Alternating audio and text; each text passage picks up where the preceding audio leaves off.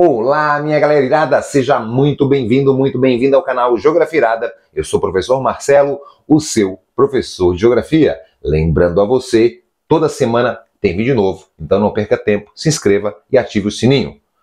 Meus queridos, minhas queridas, vamos pensar sobre as cadeias produtivas da agropecuária. Lembrando que isso é um processo de produção que vai desde a matéria-prima até o consumo final. Ou seja, quando você vai consumir um produto, desse setor alimentício, você pega ali a embalagem e você tem que pensar em perceber que esse produto, até chegar na sua casa, ele passou uma série de etapas. E essas etapas a gente vai denominar o quê? Cadeias produtivas. A primeira etapa, dessa cadeia é o insumo, ou seja, é a matéria-prima. Então, por exemplo, se você está comendo aí um produto lá, seja industrializado, que ele tem, por exemplo, batata. Você gosta de batata, compra um saco de batata congelada. Então aquilo ali, aquela batata congelada, teve o primeiro processo que foi plantar a semente. Então essa é a primeira etapa, plantar a semente da batata. E aí nós temos, para tornar aquilo uma batata melhor, mais bonita, aquele batatão bonito, tiveram que colocar adubos, fertilizantes. Se o solo era muito ácido, colocaram calcário para corrigir a acidez. Muitas pessoas acham que o solo no Brasil, de modo geral, é um solo muito fértil, e é um grande engano. Grande parte do solo do Brasil, sim, necessitam de muita correção. A gente tem solos férteis? Temos, naturalmente, mas também com o uso vão gerando um desgaste. Então, a agricultura hoje, de um modo geral, depende sim muito dos adubos, dos fertilizantes, do calcário, para poder ter uma grande produção. E quando eu falo de sementes também, a gente sabe que hoje grande parte das sementes são sementes aí que são modificadas, sementes transgênicas. Então a gente tem nessa parte do insumo uma quantidade muito grande de componentes para poder começar a produzir. Além disso, se for da pecuária, por exemplo, a ração e também o maquinário. As máquinas da colheita, a máquina que vai fazer o arado, colocar arar ali para colocar as sementes, a irrigação espomária, com chuvas irregulares. Então você entende que essa primeira etapa, ela necessita sim, um cuidado especial, porque tudo isso pode afetar na produção desse agricultor. Então, todas as etapas, de um modo geral, elas precisam ser analisadas, para corrigir ali os possíveis erros, para aumentar ali essa produtividade, essa eficácia desse produto. Depois nós vamos seguindo as etapas até chegar no consumo final. A próxima etapa, além do insumo, nós temos a produção. Então, nós estamos lá, vamos produzindo, peguei os insumos, plantei. E aí começou a nascer a batata começou a crescer. Então isso virou ali, por exemplo, um commodities da batata. Como pode ter o commodities da soja. Marcelo, o que é commodities? A palavra commodities ela remete muito a produto básico, a matéria-prima.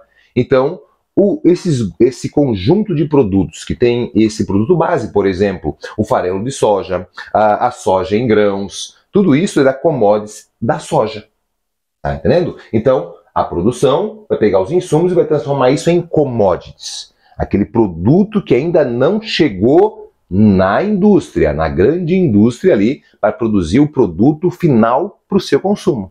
Aquele óleo para fritar, uma batatinha frita assim, bem sequinha, assim, e aí vem o processamento, que é a próxima etapa além da produção, que pega essas commodities e vai fazer o produto final. Vou ter, por exemplo, a soja em grãos, vai ser transformada, vai ser processada, que vai dar origem ao óleo de soja. Um exemplo só para você. Então, seguimos do insumo, o insumo veio para a produção virou commodities, que foi processado e gerou o produto final. Está pronto. Agora o produto tem que chegar à sua residência. Claro que você pode comprar batata, fazer, mas nós estamos falando de um exemplo para você perceber essa batatinha congelada do processo dela. E aí vem a distribuição, que o distribuidor, através do transporte, vai pegar esse produto, levar até os atacadistas, e esses atacadistas vão levar até o varejo, que é o supermercado, que é, por exemplo, aí, a mercearia, um restaurante, tudo chegou lá para o consumidor. E aí você vai ter acesso a isso.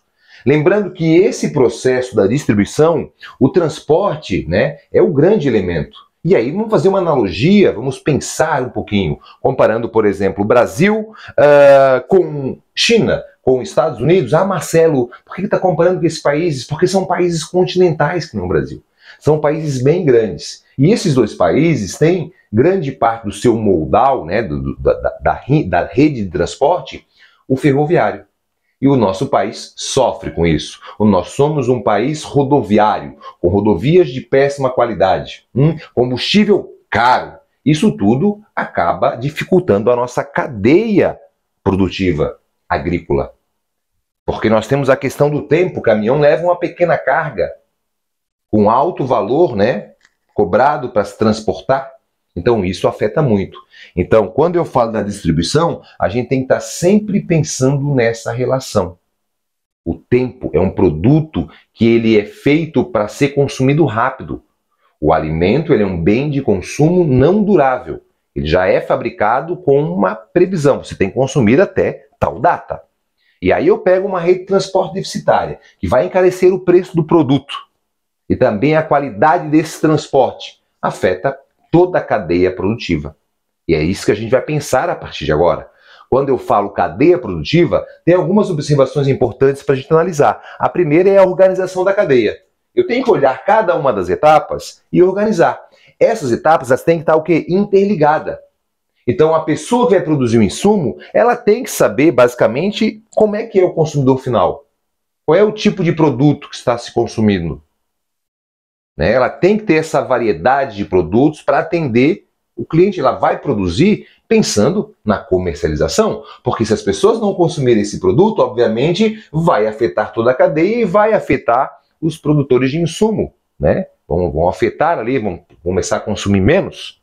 Então a cadeia tem que estar integrada. Então eu tenho que saber do insumo, eu tenho que estar ligado, né, toda essa questão do transporte, como é que é a produção, e aí analisando etapa por etapa para corrigir as falhas e promover o que? Melhorias nessa minha cadeia produtiva.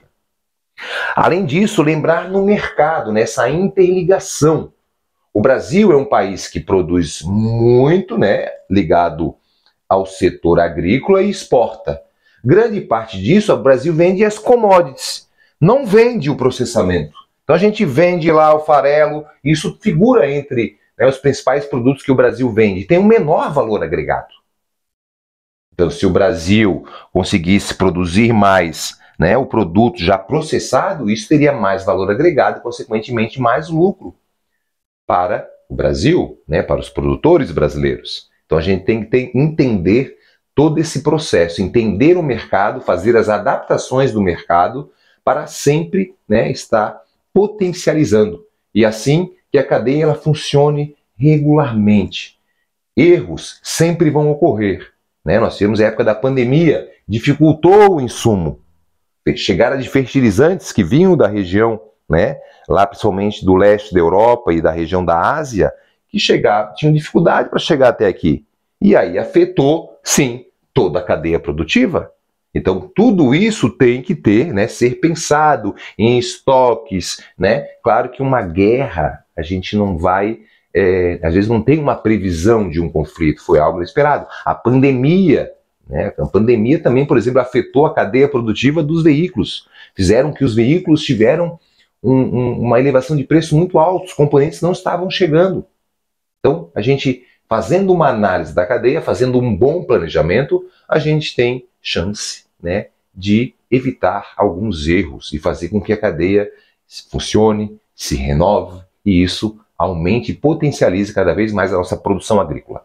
Se eu te ajudei, se você gostou, dá dedo no like aí, ajuda o Geografia Irada. O objetivo é chegar a 100 mil inscritos, estamos aí, né, muito próximo a isso e você vai me ajudar, eu tenho certeza, assim como eu vou procurar te ajudar ao máximo, dando aulas eficientes para ajudar você nesse processo de aprendizagem. Deixa aqui o comentário, qual é a cidade, o que você achou da aula, sendo crítico ou não, eu vou ficar muito feliz. O meu objetivo é melhorar, evoluir cada vez mais para produzir materiais de qualidade para você.